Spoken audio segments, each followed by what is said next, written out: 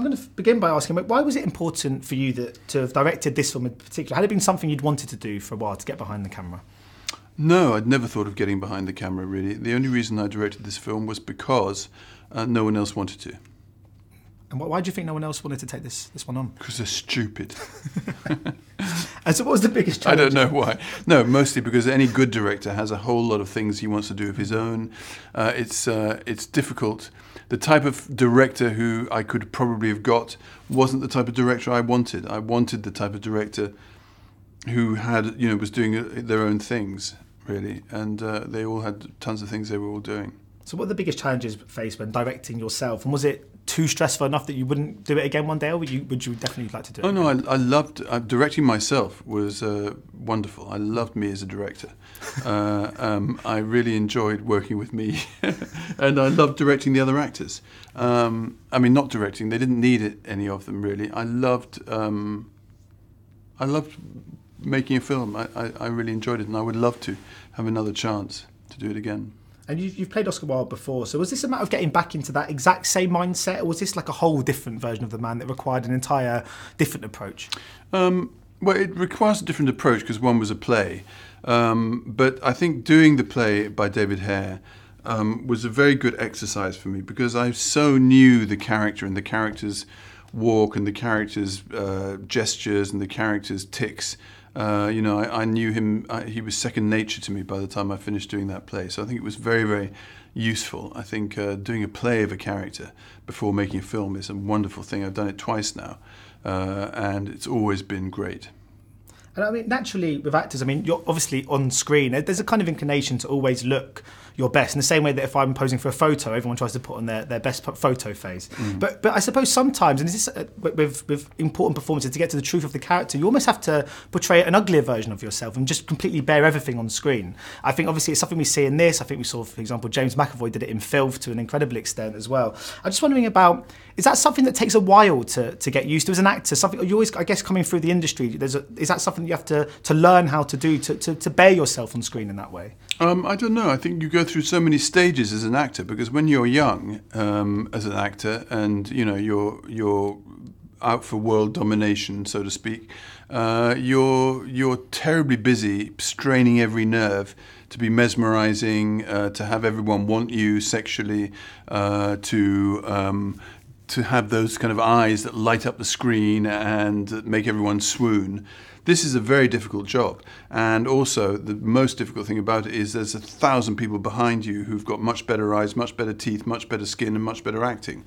So it's a stage that is quite exhausting and quite anxiety ridden.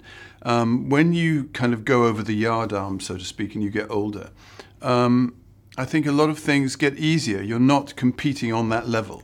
If you're still there, really, after 10 years, it means that you're worth something and you've got 10 years experience. And if you're still there after 20 years, it's another thing again, and you don't really care. What's great about being older is what would be awful about being my age now is it would be trying to look good looking.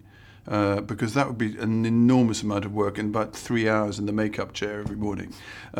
This way, it feels like it's a natural thing just to let go and not be afraid of being, ugly. And Oscar Wilde was, of course, among with hundreds of thousands of men, and Alan Turing as well was granted a posthumous pardon for effectively for when he was obviously. Went down for being gay, all those years ago. It's a bit of a weird one, isn't it? Because it's a good thing that's happened, but it's sort of an odd sensation when you read down the screen because it almost feels a bit like, oh, great, now you do it. I think it's revolting anyway, because a pardon infers that there was still a crime, and I thought we'd got to a point where we decided that being homosexual was not a crime. So a pardon is simply not enough. Because it was almost the same as well. I think, did you see that story last with the Malian man in France who climbed up and then now he said, he's been granted French citizenship. It's like, okay, what, do you have to save a life? To get to be French. Yeah. But of course, now we live in a completely different society where people can be very free and very open about their sexuality. But does it still, upset you that there are still people, whether it not be in the film industry, particularly prevalent in football, that still feel they're not in a place where they can come out publicly? I mean, there's still people that do feel like it is still a struggle. Yeah, I think it definitely is a struggle, and also in show business. I mean, there are openly gay actors now, and there are ones that are not openly gay. In Germany, for example, there's no openly gay actors, nor are there in France or Italy very much. Here, there are some. In sport, there's nobody openly gay. And forgetting that, what about the rest of the world?